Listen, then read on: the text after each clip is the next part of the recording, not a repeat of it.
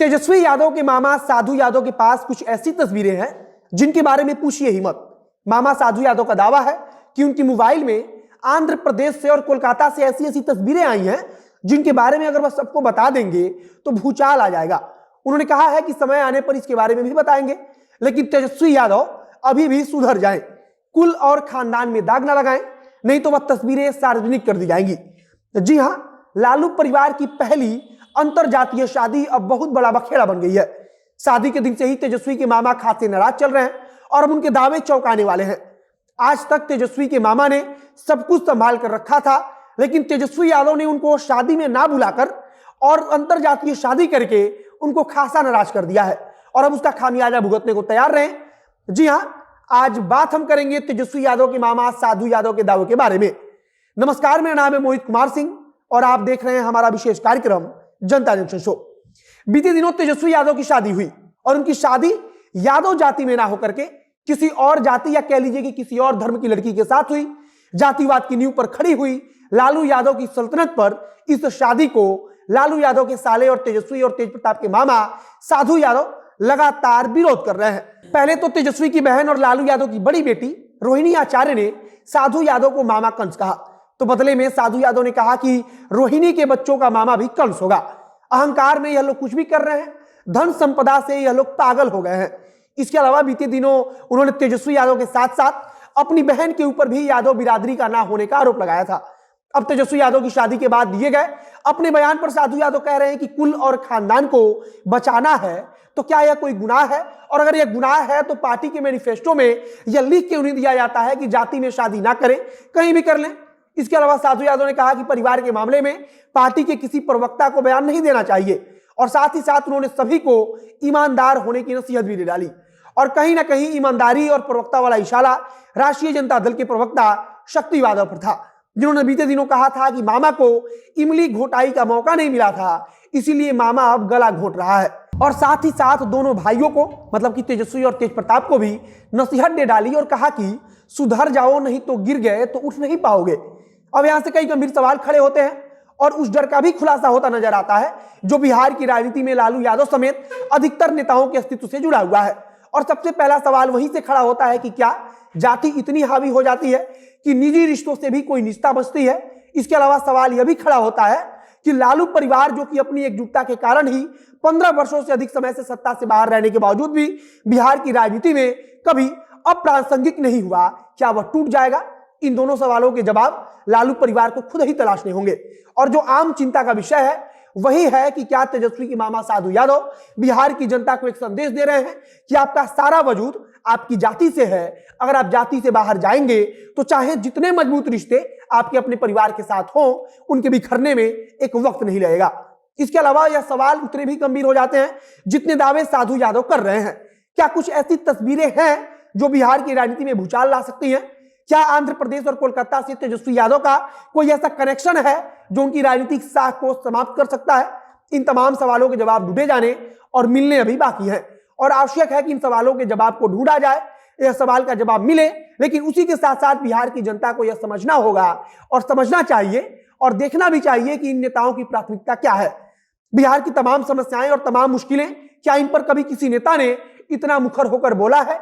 क्या किसी घोटालेबाज या अपराधी नेता के खिलाफ उसके रिश्तेदार या करीबी या विरोधी किसी भी नेता ने इस तरह से खुलकर दावे किए हैं और आरोप लगाए हैं? इनके परिवार के मसले क्या होंगे और उनका हल क्या होगा, यह अलग विषय है। लेकिन यह एक मौका है यह सोचने का कि जिन नेताओं को हम अपने सर आंखों पर बिठाते हैं उनके लिए एक वक्त में सबसे जरूरी कौन सा सवाल रह जाता है। आज साधु यादव इस बात की नजीर है कि समस्याओं के बीच में बेवजह के पारिवारिक मसलों को मीडिया में तूल देकर के जनता के मुद्दों को किस तरह से सिरे से नकारा जा सकता है। कल साधु यादव इस मसले पर चाहे जो सफाई दे या लालू यादव की डांट से चुप हो जाए, लेकिन आपको यह चीज याद रखनी चाहिए कि साधु यादव जैसे नेताओं ने कभी आपके हक की बात नहीं की थी, अन्यथा उसी परिवार के सदस्य होने के नाते लालू राज में हुए सैकड़ों अपराधों की कहानियां तो साधु यादव को भी जुबान पर याद होंगी। खैर, इस पर जितनी बात की जाएगी उतना ही एक बेवजह के मसले को तूल दे रहा होगा। बाकी साधु यादव का नाम तो तेज प्रताप यादव की शादी टूटने में भी आता है, तो इनको इतनी गंभीरता से लेने की आवश्यकता नहीं है। संभवतः तेजस्वी यादव बिहार आ चुके हैं और आने वाले दिनों में या तो साधु यादव का मुंह बंद हो जाएगा या तेजस्वी यादव के बारे में कुछ ऐसी चीजें आपको पता चल जाएंगी जिनसे आपका हल्का सा दिल टूटेगा, लेकिन यकीन जानिए उन बातों को जानने से आपकी थैली में 1 रुपया भी नहीं बढ़ पाएगा, या आपके बेटे की फीस में 1 रुपया भी कम नहीं हो पाएगा, या बंद हुए बिहार के सरकारी स्कूलों में दोबारा से शिक्षक नहीं आने लगेंगे। इन बातों को याद रखिएगा। बाकी चर्चाओं का बाजार तो गर्व रहता है, उसकी तासीर ही कुछ ऐसी है। बड़ी खबर को यहीं पर समाप्त करते हैं, बढ़ सकते हैं अपने इन शॉर्ट्स की तरफ। इन शॉर्ट्स में पहली खबर, प्रधानमंत्री नरेंद्र मोदी ने सोमवार को काशी विश्वधाम का लोकार्पण किया। इसके बाद वह धाम में लोगों को संबोधित किए। उन्होंने अपने भाषण की शुरुआत हर हर महादेव के उद्घोष के साथ की, फिर भोजपुरी में सबको प्रणाम बा कहा। उन्होंने कहा कि अभी मैं बाबा के साथ साथ नगर कोतवाल काल भैरव जी के दर्शन करके भी आ रहा हूं, देशवासियों के लिए उतना आशीर्वाद लेकर आ रहा हूं। काशी में कुछ भी नया हो उनसे पूछना आवश्यक है। मैं काशी के कोतवाल के चरणों में भी प्रणाम करता हूं। इसके अलावा उन्होंने कहा कि आतताइयों ने इस नगरी पर आक्रमण किए, इसे ध्वस्त करने के प्रयास किया। औरंगजेब के अत्याचार, उसके आतंक का इतिहास साक्षी है, जिसने सभ्यता को तलवार के बल पर कुचलने की कोशिश की। लेकिन इस देश की मिट्टी बाकी दुनिया से कुछ अलग है। आपको बता दें, प्रधानमंत्री नरेंद्र मोदी आज वाराणसी पहुंचे, जहां उन्होंने ललिता घाट में डुबकी लगाकर गंगा जल लेकर बाबा धाम में प्रवेश किया। बाबा विश्वनाथ का जलाभिषेक करने के बाद धाम का लोकार्पण किया। अब आते हैं अपनी दूसरी खबर पर। अदाकारा कंगना रनौत के खिलाफ दर्ज FIR वाली याचिका पर सुनवाई करते हुए बॉम्बे हाईकोर्ट ने उन्हें 22 दिसंबर से पहले मुंबई पुलिस के सामने पेश होने को कहा है। वहीं महाराष्ट्र सरकार कंगना के खिलाफ 25 जनवरी तक कोई दंडात्मक कार्रवाई नहीं करने की बात पर सहमत हो गई है। दरअसल कंगना रनौत ने सरकार की ओर से कृषि कानूनों को वापस लिए जाने के बाद सोशल मीडिया पर लिखा था कि खालिस्तानी आतंकवादियों ने भले ही आज सरकार की बाह मरोड़ दी हो, लेकिन यह नहीं भूलना चाहिए कि एक महिला प्रधानमंत्री ने उन्हें कुचल दिया था, चाहे इसकी वजह से देश को कितना भी कष्ट क्यों ना हुआ हो। अब आते हैं इन शॉर्ट्स की तीसरी खबर पर। आज भारत की हरनाज संधू मिस यूनिवर्स बन गई है।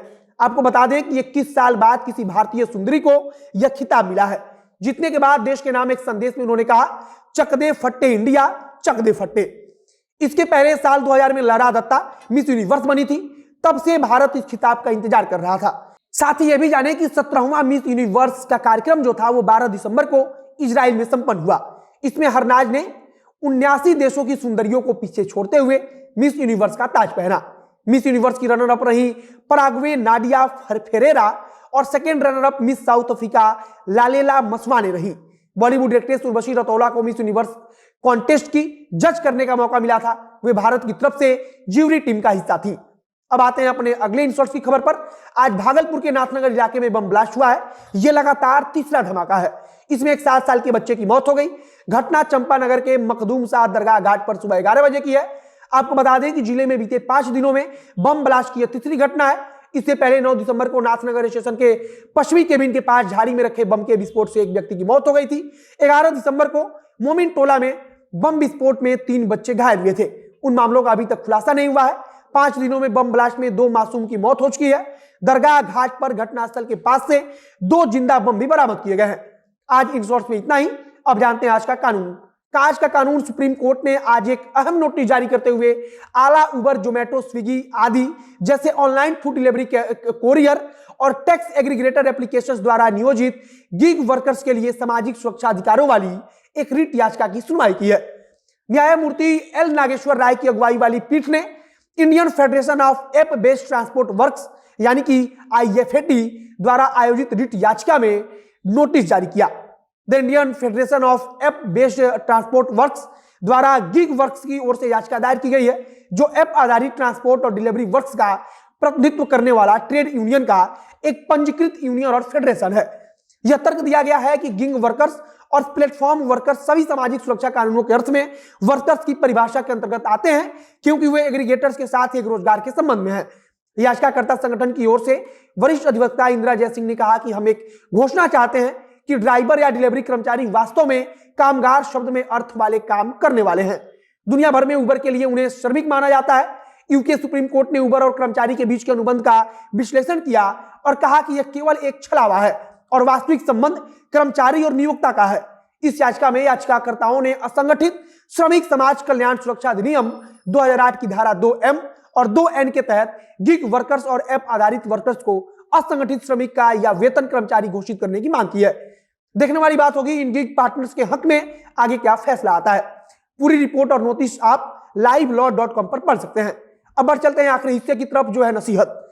आज की नसीहत विक्टर ह्यूगो कहते हैं कि कोई व्यक्ति इसलिए बेकार नहीं है क्योंकि वो ख्यालों में खोया हुआ है। एक दिखाई देने वाला काम है और एक ना दिखाई देने वाला। इसका माने ये कि ख्वाब देखने वाले लोग को बेकार न कहे, उन्हें हिकारत भरी नजरों से न देखें, बल्कि उनके लिए एक ऐसा माहौल बनाएं जहां उनके ख्वाब मुकम्मल हो सके। बाकी मौज करिए, कल फिर मिलेंगे, तब तक के लिए हमें दे दिए इजाजत। अपना ख्याल रखिए, बहुत बहुत धन्यवाद।